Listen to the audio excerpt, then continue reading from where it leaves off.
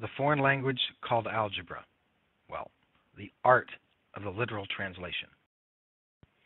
Math uses symbols and English uses words.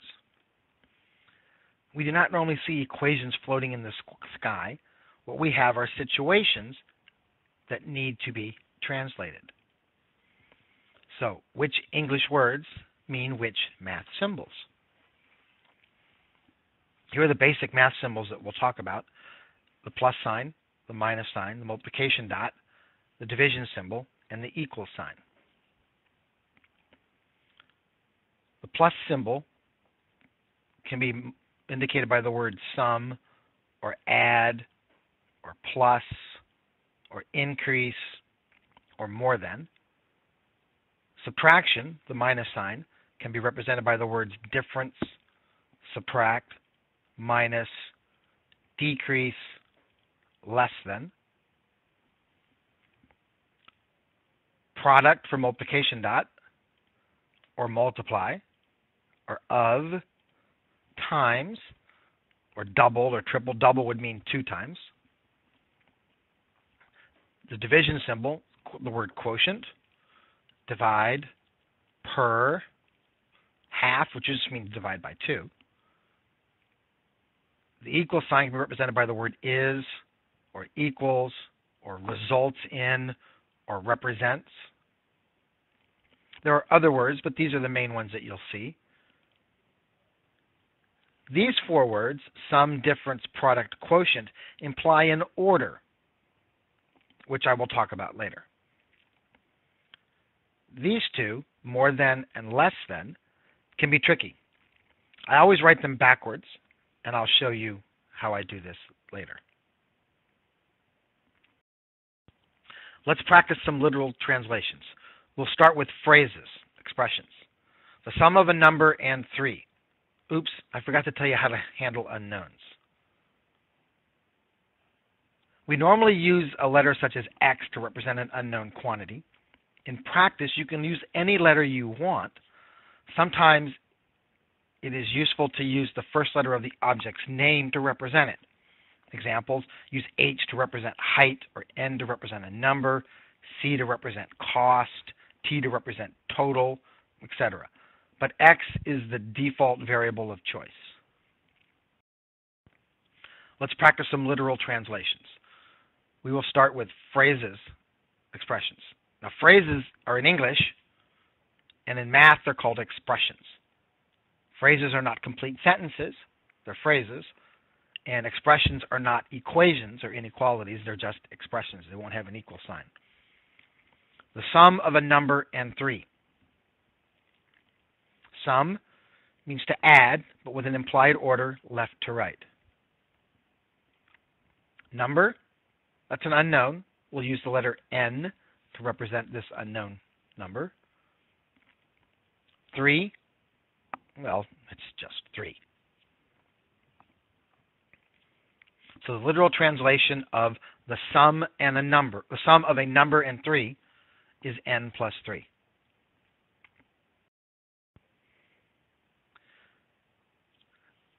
The product of 5 and some number.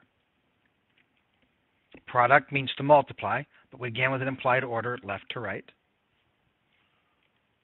5, well, that's 5. It's just a number, 5. Some number, there's our unknown quantity. We'll use the letter N. Again, you can use any letter you want. And sometimes in a question, they will specifically tell you what letter they want you to use as your variable.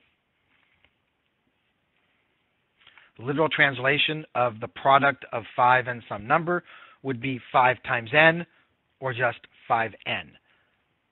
When things are backed up together, like the 5 and the n are with no operation between them, it's assumed to be multiplication.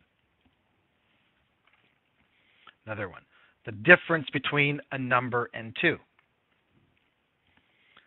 Difference means subtract, but also has an implied order, left to right. A number is a variable, unknown. We'll use n. 2, well, that's 2. So the literal translation of the difference between a number and 2 is n minus 2.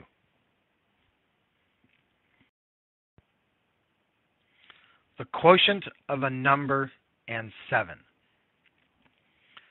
Quotient means divide with an implied order top to bottom. That's because, suggestion, when you see the word quotient, think fraction. When you see the word quotient, think fraction. The number, unknown, we'll use n, it goes on top, and 7 goes on the bottom. So the literal translation of the quotient of a number and 7 is n over 7 as a fraction. N is the numerator, 7 is the denominator. While also correct, n divided by 7, see the implied order, top to bottom, left to right, matches. You'll find that the fraction version is more helpful in the long run. Both versions are correct literal translations, but again, you'll find the fraction is more helpful in the long run when you've got bigger problems. Almost forgot. There's one more symbol that we will need to know how to translate. That symbol, percent. The percent sign. We need to know what it means before we can translate it from English to math. Take the word percent, split it apart into its two parts, per and cent. Per means divided by, represented by a division symbol. Cent is an old Roman word short for century, which means 100, because a centurion was an officer in charge of 100 people. So percent means divided by 100. So 13% means, as a fraction, would be 13 over 100.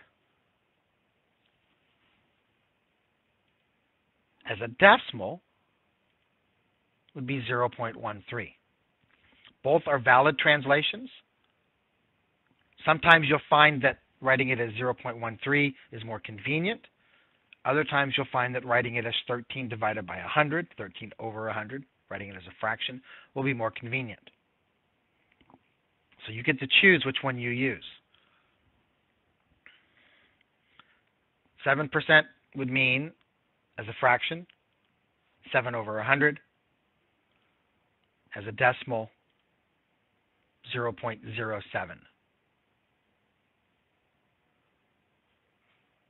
Again, you have a choice on how you express it when you translate it.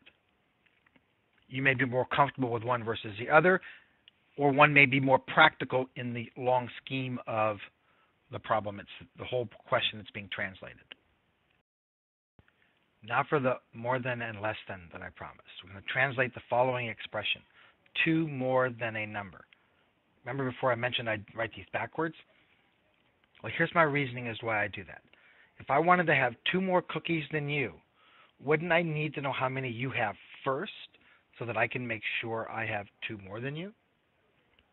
So first, I see what you have and then add 2.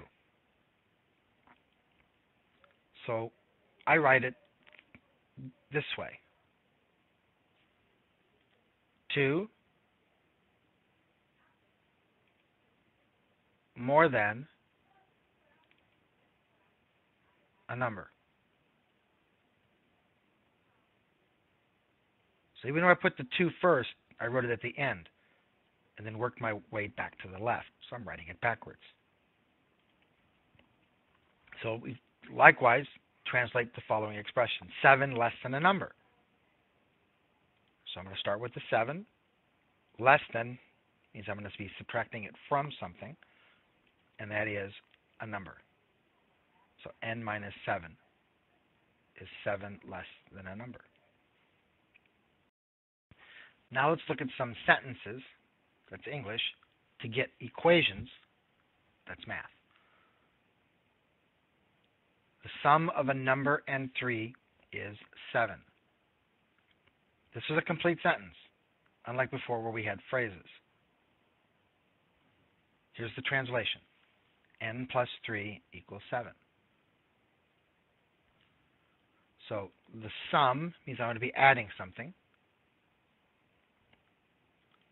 of a number n3, so n plus 3,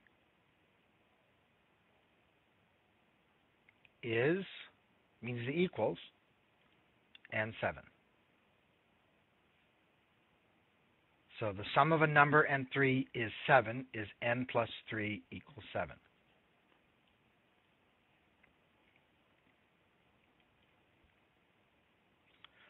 Nine less than the product of 7 and a number equals 23. This has got several different parts to it. Here's what the translation looks like. 7 times n minus 9 equals 23. So here's how we write it. 9 less than the product of 7 and a number equals 23. So this is one of the less thans that I'm going to write backwards. So 9 less than the product of 7 and a number. 7n minus 9 equals 23 is the equal sign and the 23. What is 19% of 147?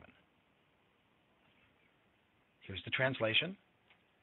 X equals 0.19 times 147. So what is our unknown? We'll use the letter X.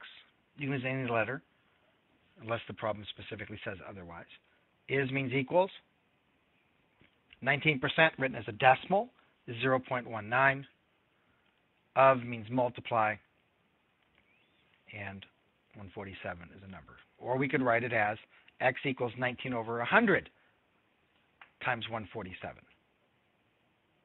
Both are valid depending on how you want to use it.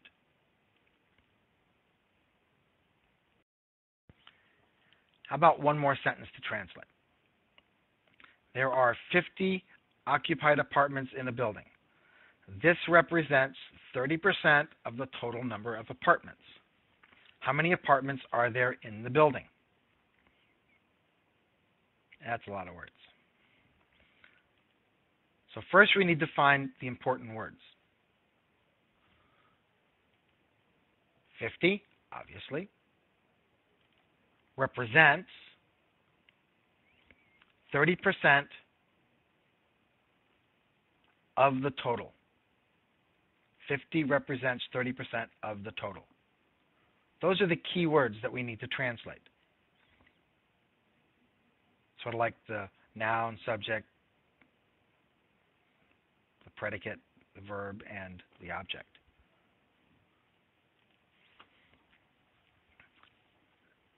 Fifty is 50. Represents means equals.